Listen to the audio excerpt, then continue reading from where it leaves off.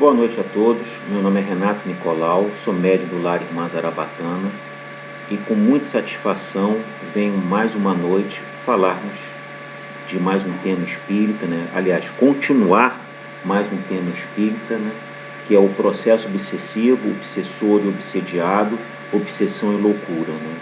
Então, é um tema extremamente importante.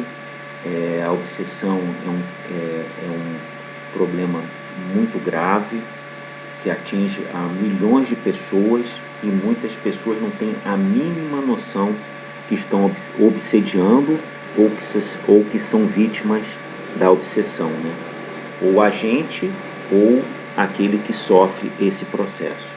Então vamos continuar estudando, refletindo sobre o tema, que é muito importante para todos nós. Nós estamos saindo de uma pandemia, que é a do Covid-19, espero que acabem todas essas variantes, mas nós temos ao longo da humanidade esse processo obsessor, obsessivo, que tem atrapalhado e tem atingido a milhões, bilhões de espíritos ao longo dessa evolução aqui no orbe terrestre. Então, como eu falei, meu nome é Renato Nicolau, sou médium, participante do processo junto com Felipe, Rose, Marina e Felipe, Felipe, Rose, Marina e eu, para aproveitarmos esse estudo. Então, deixemos os nossos problemas lá fora, as nossas preocupações, as nossas angústias, para aproveitarmos ao máximo a noite de hoje, com muita paz, com muita fraternidade, com muita harmonia. Cada um faça sua prece silenciosa de 30 segundos para aproveitarmos da melhor forma a noite de hoje.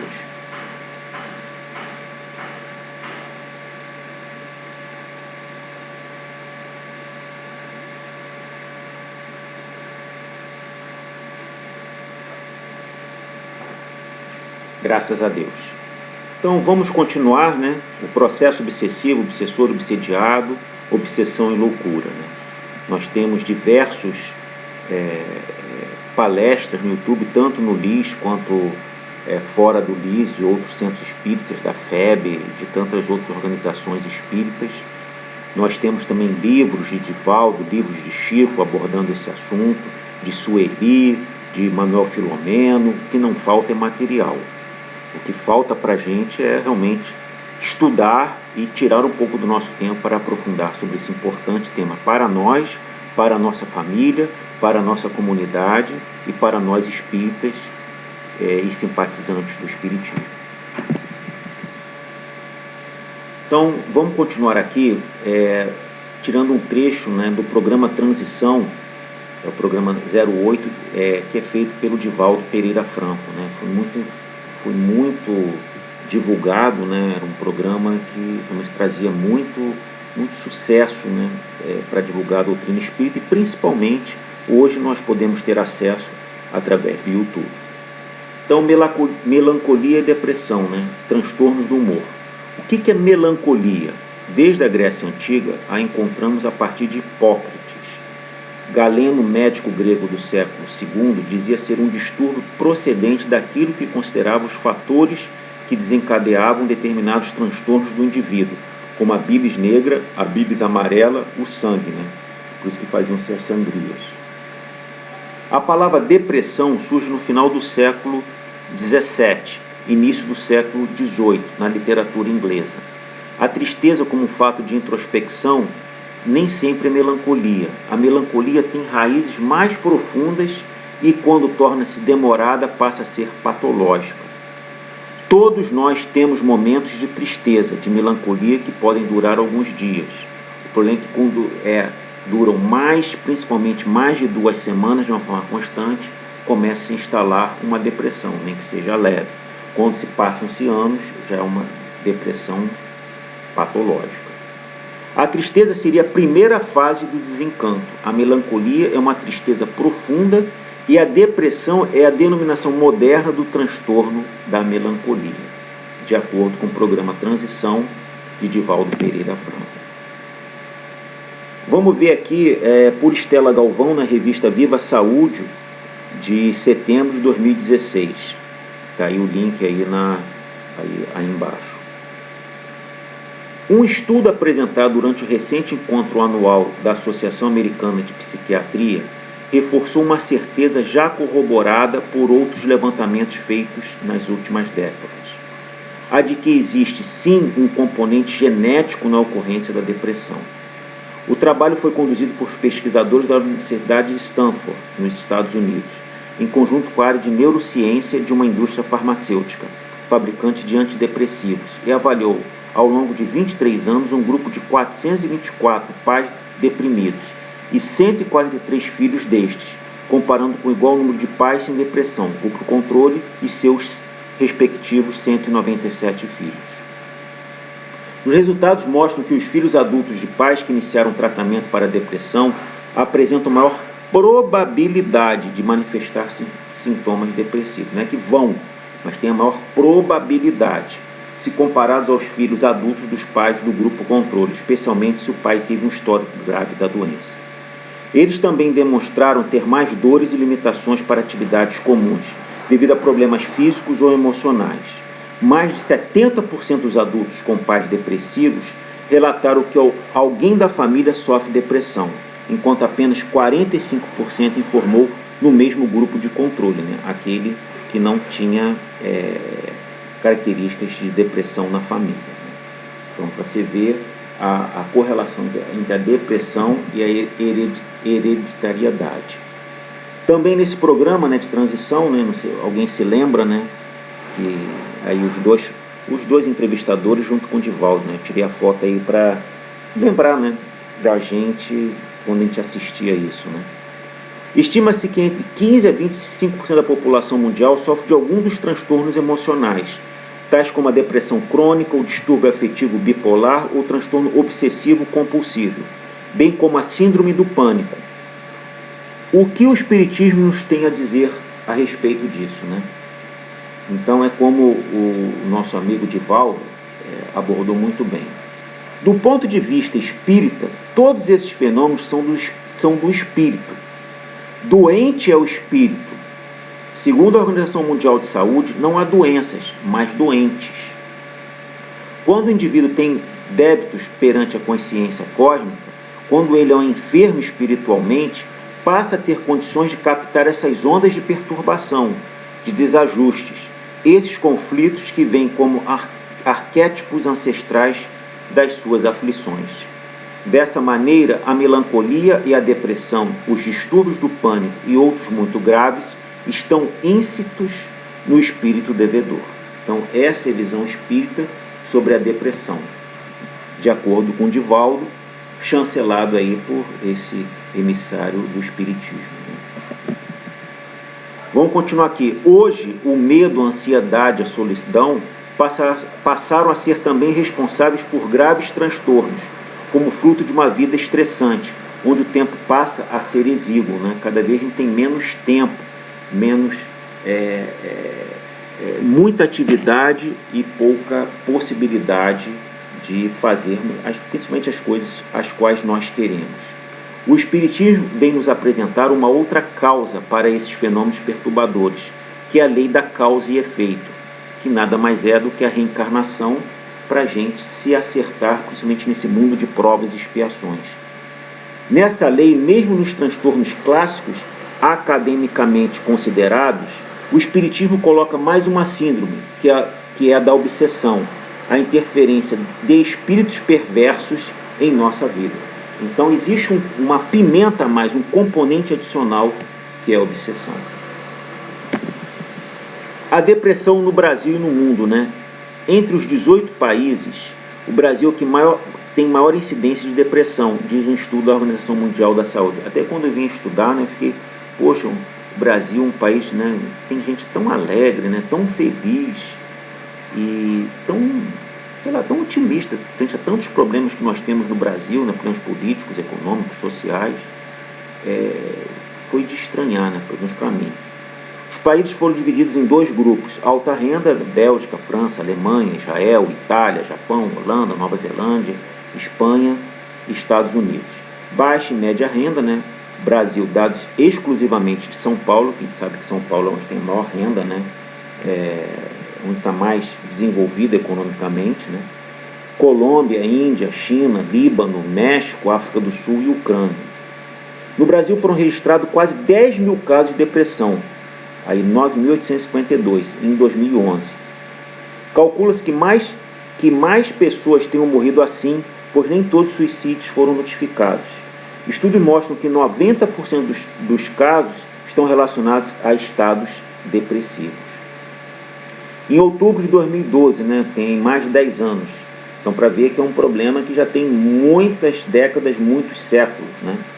Depressão, uma crise global, foi o tema escolhido em 2012 para a celebração da Jornada Mundial da Saúde Mental e para assinalar o 20º ano de comemoração ao Dia Mundial da Saúde Mental. O representante dessa OMS, na Organização Mundial da Saúde, Dr. Berson, referiu-se à amplitude dessa crise que afeta atualmente mais de 350 milhões de pessoas no mundo. É 1,5 Brasil de população. 1 em cada 20 pessoas sofre de depressão. Essa doença constituirá a terceira causa de morbilidade em 2004, devendo evoluir para a primeira causa daqui a 2030. Já é em 2023 a segunda, já batendo aí a primeira posição, infelizmente.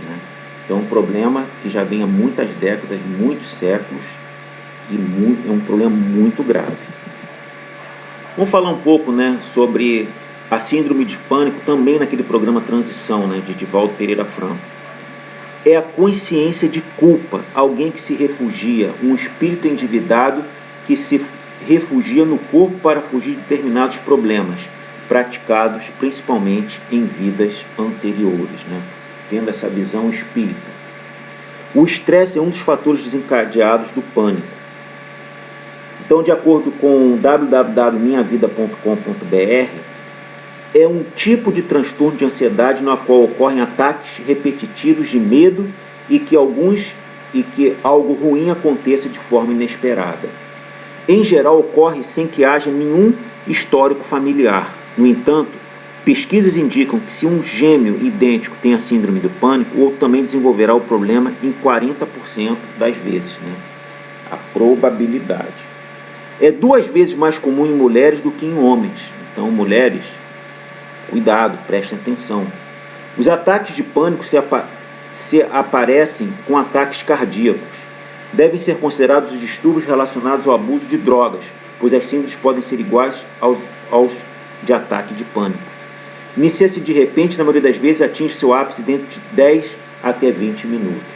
Então tomem cuidado, porque é um transtorno complicado, difícil, e que tem aí essa correlação, sempre que a gente vai fazer essa correlação com o espírito, e claro, o espiritismo é o estudo do espírito, Síndrome de pânico, autodescobrimento, uma busca interior. Outra referência bibliográfica importante da nossa amiga Joana de Ângelo, por Divaldo Franco. Há, entretanto, síndromes de distúrbio de pânico, que tem um componente paranormal, como decorrência de ações espirituais em processos lamentáveis de obsessão. Agindo psiquicamente sobre a mente da vítima, o ser espiritual estabelece um intercâmbio parasitário, transmitindo telepaticamente clichês de aterradoras imagens que vão se fixando até se tornarem cenas vivas, ameaçadoras, encontrando ressonância no inconsciente profundo. Então é aquele bombardeio, como eu falei na parte 1 desse estudo, é aquele bombardeio como, infelizmente, numa guerra, vão se mandando 10, 20, 100, 1000 mísseis até as defesas antiaéreas não conseguirem captar e atingir o alvo. Então é aquele bombardeio até atingir, aí se instala e aí se abre essa brecha para entrar essa síndrome do pânico, esse processo psíquico que tem aí correlação com a parte espiritual. Então ficam esses clichês atormentadores, onde são armazenadas experiências reencarnatórias, que desencadeadas emergem, produzindo confusão mental, até o momento que o pânico interrompe incontrolável generalizado. Aí quando é algo patológico, é algo realmente muito grave, ele fica incontrolável e tem que se buscar aí um tratamento tanto psicológico quanto médico, como principalmente também trabalhando de uma forma espiritual. Então, sempre todo tratamento, o melhor resultado, a melhor resposta vai ser quando combinar algo médico com algo espiritual, que tem que se tratar do corpo e da alma e do corpo. Fobia, né? Medos irracionais. Outro livro, né, de Joana de Ângeles, ditado por Joana, né, e psicografado por Divaldo Pereira Franco. Vida, Desafios e Soluções. Tá aí outro livro importantíssimo. Dos quadros fóbicos podemos encontrar espíritos que conduzem no íntimo pavores que sobreviveram ao fenômeno biológico da reencarnação, cicatrizes do mundo espiritual inferior por onde transitaram. Então eles vão ter ali, passando, né, esse filme na cabeça nossa, porque a gente deu brecha a essa entrada e vivemos nesse tormento, nessa chateação, nessa angústia sem fim, a qual nós precisamos entender esse processo para combatê-los. Triunfo pessoal, também ditado por Joana de Ângeles, né? Psicografado por Divaldo. As fobias estão associadas espiritualmente a condutas incorretas anteriormente vivenciadas, em vidas passadas, como também nessa vida. Quantas vezes a gente vem um pensamento ruim, vem essa fobia, a gente vê que foi algo que a gente fez na nossa infância, na nossa adolescência, na nossa vida adulta, tanto nessa vida quanto em outras, principalmente nessa vida em que a nossa memória é mais firme, é mais fácil a gente recordar. Quando se permitem os indivíduos abusos e crueldades, ou sofrerem sepultamento em vida, considerados mortos estando apenas em estado cataléptico, despertando depois e vindo a falecer em situação deplorável, desenvolvendo a claustrofobia ou foram vítimas de crueldade em praças e ambientes abertos, diante de massas alucinadas, desencadeando agora fobias e fobias sociais, dentre muitas outras. Então tudo tem uma consequência. Um problema do passado recente ou de um passado remoto, ele pode trazer fobias e medos irracionais, que a gente não consegue entender por que vem aquele problema, por que aquele medo da água, por que aquele medo do fogo, por que aquele medo da altura. Então isso tem um porquê. E muitas vezes a gente não consegue compreender de uma forma racional. Mas tem o quê? Tem gravado no seu perispírito esse problema que foi dessa vida ou de vidas passadas. Vamos falar um pouco da loucura, né? A loucura aí já é um estado já bem mais agravado dos problemas psíquicos e espirituais. Então, um breve histórico, né? Na Renascença, os loucos eram banidos dos muros das cidades, né? Eles eram tirados, né? Eram banidos, eram retirados, né, das cidades europeias. Eram condenados a andar de cidade em cidade ou colocados em navios, chegando ocasionalmente a algum porto, ou seja, se livrar igual lixo, né? Tem lixo tóxico, põe no navio e manda isso para um outro lugar. Então era um lixo humano tóxico, né, que se expurgavam das cidades. Na Idade Média, eles são confinados em grandes asilos e hospitais destinados a toda sorte de indesejáveis, inválidos, portadores de doenças venéreas, mendigos, libertinos, prostitutas, etc., né? Como eram considerados no passado, né? Pessoas problemáticas, pessoas doentes, pessoas que não tinham correção. Nessas instituições, os mais violentos eram acorrentados e outros tinham a permissão para sair e mendigar, para ver a crueldade que era no passado, né? No século XVIII, né, Felipe Pinel, até a gente tem ali onde era o Canecão, né, de perto da Praça Vermelha, onde tem ali uma das faculdades, um dos campos da UFRJ, tem ali o Hospital Psiquiátrico Pinel, considerado o pai da psiquiatria, propõe uma nova forma de tratamento aos loucos, libertando-os das correntes e transferindo aos manicômios, destinados somente aos doentes mentais. Para Pinel, a função disciplinadora do médico e do manicômio deve ser exercida com firmeza, porém com gentileza, não tratar como um marginal, como um doente incurável. Isso denota o caráter essencialmente moral com o qual a loucura passa a ser revestida. Porém, no século XIX, o tratamento dos doentes mentais inclui medidas físicas, como banhos frios, chicoteadas, máquinas giratórias, trepanação e sangrias, né? Aí eu já assisti várias palestras de Valdo Franco, né, sobre uma das melhores palestras que eu conheço de Valdo Franco, tem no YouTube, procurem de Valdo Franco, loucura, ou põe a palavra-chave Pinel, Felipe Pinel, e vocês vão ver a importância de entender esse caso e a da crueldade que se trata, e hoje ainda não é tão bem tratado como se deveria, né? Então Felipe Pinel, né, liberta os loucos das correntes, né? Ele tirou esses acorrentados. A partir da segunda metade do século XX, Franco, né, psiquiatra italiano, inicia uma radical crítica sobre instituições psiquiátricas e seus tratamentos. Esse movimento inicia-se na Itália, mas tem repercussões em todo o mundo. Nasce então um movimento marcado pela ideia de defesa dos direitos humanos e do desgaste e do resgate da cidadania dos que carregam transtornos mentais, né? Então, a humanização desse processo. No Brasil, tal movimento inicia-se no final da década de 70, né, tão recente, né, com a mobilização dos profissionais de saúde mental e dos familiares de pacientes com transtornos mentais. A partir de 1990, é proposto ao Brasil a reestruturação da assistência psiquiátrica, e somente em 2001 é aprovada a Lei Federal 10.216, que propõe sobre a proteção e direito das pessoas portadoras de transtornos mentais e direciona o modelo assistencial em saúde mental.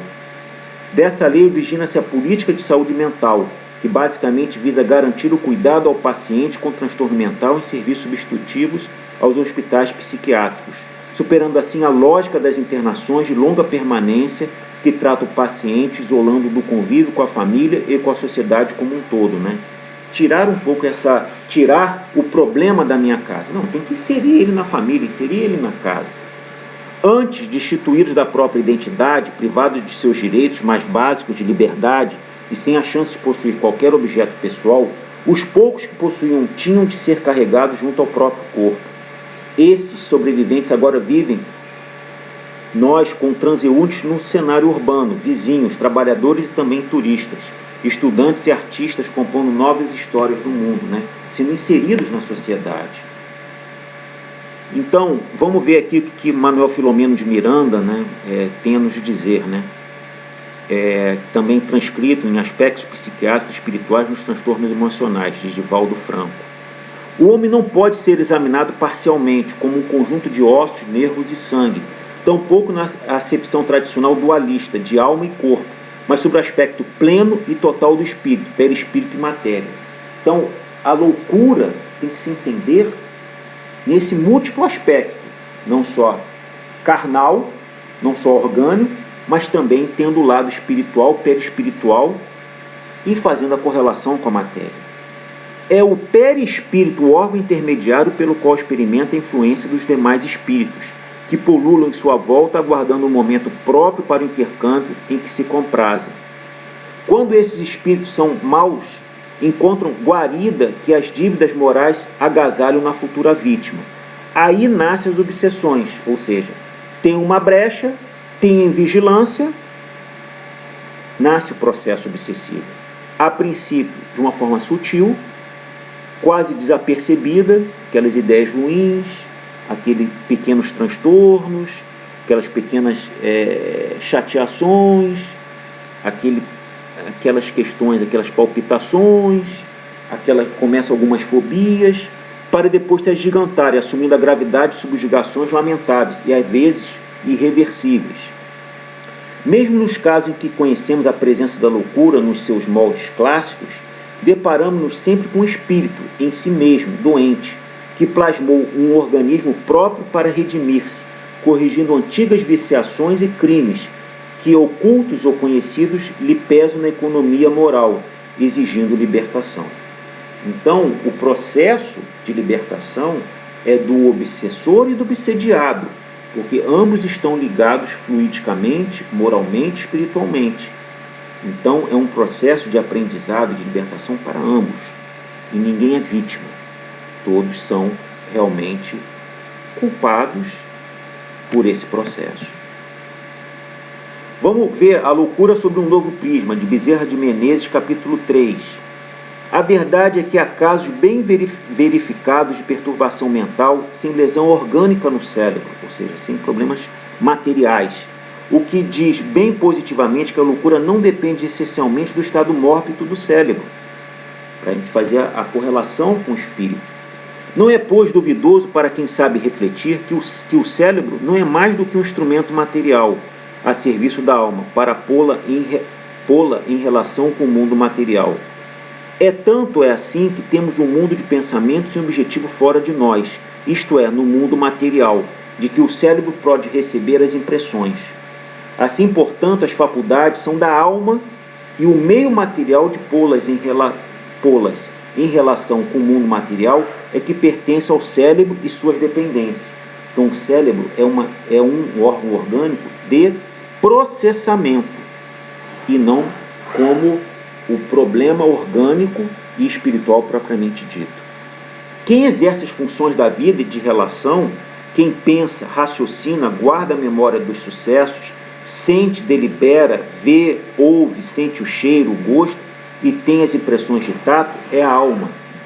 O cérebro e os órgãos apenas são um instrumento da alma, que é o do espírito, que se reflete e se manifesta pelo perispírito. Temos diversas aulas aí dos nossos colegas Felipe, Rose, Marino, falando sobre perispírito e espírito. Dentro do próprio Lis, como também diversas obras, como está vendo de Bezerra, de Chico Xavier, de Valdo, sobre esse tema. Então vamos ver o Livro dos Espíritos, né, a nossa codificação, Allan Kardec, capítulo 7. Pergunta 371. A opinião de que os deficientes mentais teriam uma alma inferior tem fundamento? Né? Principalmente, né, a gente tem que entender que estava saindo da Idade Média, né, e no século XIX, quando foi feito todo o trabalho do Pentateu, né, dos livros de Allan Kardec, tinha ainda esse resquício de visão. Então, não. Eles têm uma alma humana, muitas vezes mais inteligente do que pensais, que sofre da insuficiência dos meios que tem para se manifestar, assim como o mundo sofre por não poder falar.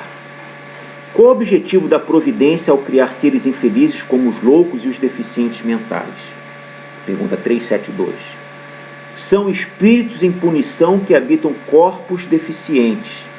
Esses espíritos sofrem com o constrangimento que experimentam e com a dificuldade que têm de se manifestarem por meio de órgãos não desenvolvidos ou desarranjados, ou seja, órgãos que organicamente estão deficientes, que se reflete, como a gente tem visto, no perispírito e no espírito.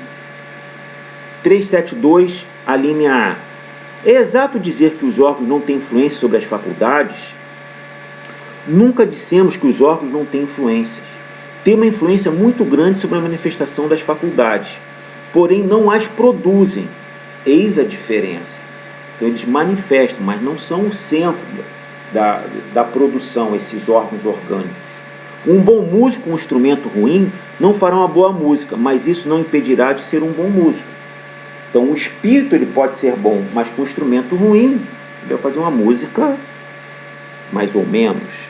Agora, um instrumento bom num músico ruim, não vai sair numa música. Como também um órgão orgânico muito bom num espírito inferior, não vai sair boas obras. Qual é a situação do espírito na loucura? Pergunta 375, capítulo também 7 do Livro dos Espíritos. O espírito no estado de liberdade recebe diretamente suas impressões e exerce diretamente sua ação sobre a matéria. Porém, encarnado se encontra em condições bem diferentes e na obrigatoriedade de se só fazer isso com a ajuda de órgãos especiais. Se uma parte ou um conjunto desses órgãos for alterado, sua ação ou suas impressões no que diz respeito a esses órgãos são interrompidas. Se ele perde os olhos, torna-se cego. Se perde o ouvido, torna-se surdo. E aí por diante, né?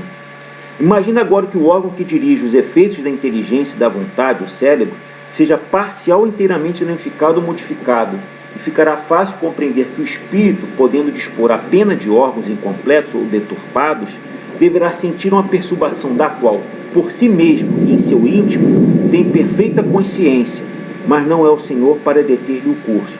Não tem como alterar essa condição.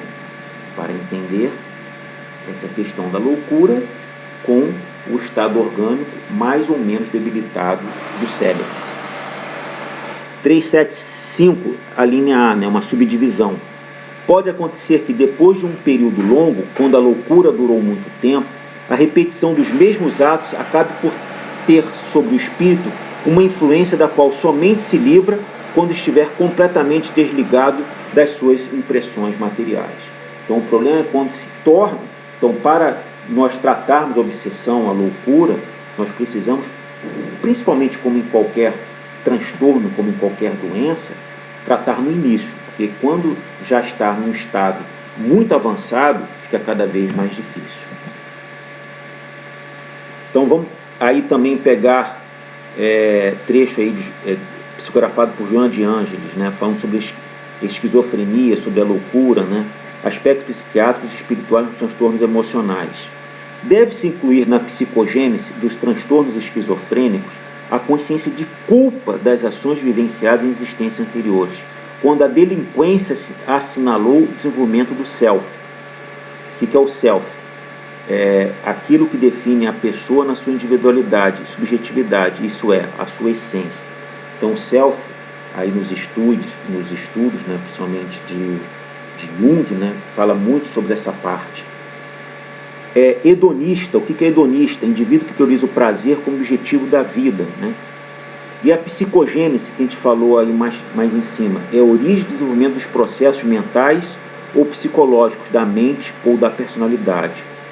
Então deve-se incluir a psicogênese, esse estudo dos transtornos esquizofrênicos, a consciência de culpa, das ações vivenciadas em existências anteriores, quando a delinquência assinalou o desenvolvimento do self, do eu, do hedonista, explorador, que somente utilizou dos amigos e conhecidos para os explorar, traindo-lhes a confiança ou covardemente destruindo-lhes o corpo em horrorosos crimes que não foram justiçados, porque passaram desconhecidos ou as circunstâncias legais não os alcançaram.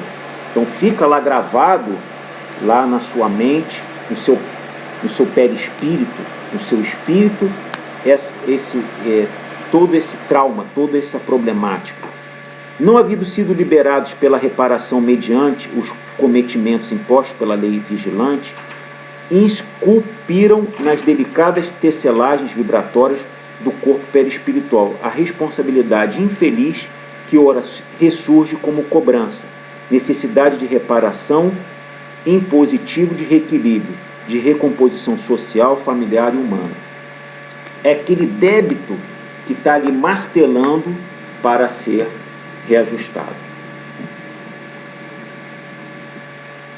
E por último, vamos falar um pouco do mal de Alzheimer, Também é um problema muito grave, é um problema que hoje nós temos também aí na nossa sociedade, em muitas famílias, em muitas comunidades. Nós vamos ver a parte médica e também vamos ver a parte mais ligada à parte da doutrina espírita. A doença de Alzheimer é a mais frequente forma de demência entre idosos. É caracterizada por um progressivo e irreversível declínio de certas funções intelectuais. Memória, orientação no tempo e no espaço, pensamento abstrato, aprendizado, incapacidade de realizar cálculos simples, distúrbio na linguagem, da comunicação e da capacidade de realizar as tarefas cotidianas. Isso pode acontecer com a gente, pode estar acontecendo com a gente, ou com um familiar nosso, ou com alguém que a gente que conheça. Esses são os sintomas. Isso de acordo com alzheimermed.com.br. E de acordo aqui com esse outro blog, é uma enfermidade degenerativa do cérebro, cujas células, os neurônios, se deterioram de forma lenta e progressiva, provocando uma atrofia do cérebro. Agora vamos ler de acordo com www.oconsolador.com.br, tendo essa visão mais espírita. Estudos desenvolvidos pela Associação Médica Espírita do Brasil, em que destacamos a atuação da doutora Alessandra Graneiro, médica geriatra, e o doutor Décio Júnior, renomado professor e autor de obras espíritas, ter levantado algumas hipóteses de causas espirituais baseados em estudos sistemáticos de obras espíritas, como a obra de André Luiz. Esses estudiosos têm citado a rigidez do caráter, essa inflexibilidade, de certos espíritos, a culpa, os processos obsessivos graves, a depressão e os sentimentos doentios, tal como ódios e mágoas, sobretudo quando mantidos a médio e a longo prazo, como causas espirituais para a ocorrência do mal de Alzheimer. Então, por isso que é tão importante se reajuste com seu inimigo para evitar ódio e mágoas, esses sentimentos. Isso também não vou falar ainda nem de câncer, tá? Mas isso se manifesta no perispírito, no espírito e no corpo material. Esse sentimento de culpa, essa irrigidez, essa obsessão em casos mais graves, a depressão. Então, essas características, em maior ou menor grau, podem desencadear ou podem agravar o mal de Alzheimer. Por isso, cada um tem que refletir no que está acontecendo na sua vida e até mesmo entender um pouco do processo. Se alguém vier falar com você como um homem de bem, como um espírita ou um simpatizante do espiritismo, tem que tentar entender isso à luz do espiritismo.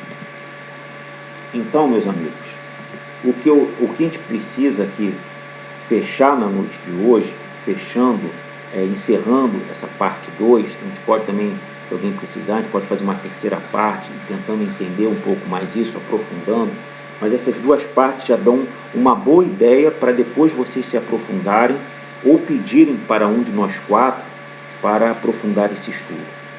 Vamos estar mais vigilantes, vamos tirar um pouco o sentimento de culpa, vamos viver a nossa vida de uma forma consciente, correta, justa, vamos fazer a nossa reforma íntima, moral e espiritual para que blindemos os processos obsessivos, blindemos a possibilidade de mal de Alzheimer, de problemas de loucura, transtorno bipolar, transtornos obsessivos, dentre muitos outros. Agora, conhecendo um pouco mais sobre esses processos, que reflitamos e sejamos mais conscientes, mais prudentes e mais responsáveis pela nossa vida e pelos nossos entes queridos. Mais uma vez, meus amigos, meu nome é Renato Nicolau, médium do Lar Irmã Zarabatana, que junto com Felipe, Marina e Rose, vim aí trazer mais temas, mais informações sobre a doutrina espírita. Estamos à disposição para dúvidas, questionamentos, críticas construtivas e sempre à disposição para divulgar essa doutrina espírita à luz dos nossos conhecimentos, à luz dos nossos trabalhos. E aprofundem o tema de hoje, aprofundem os temas espíritas, porque aqui em 2 palestras não é suficiente. Isso aqui daria uma pós-graduação de 360 horas. Mas aqui é muito mais despertar o interesse para a gente se aprofundar. Aproveitem bem o passe espiritual, o passe presencial, água fluidificada e tantas coisas boas que esse lixo vem trazer para a nossa vida. Continuemos com a nossa energia, com a nossa meditação, com a nossa harmonia, com a nossa tranquilidade na noite de hoje. Uma boa noite a todos e até a próxima palestra do nosso lixo. Um abraço.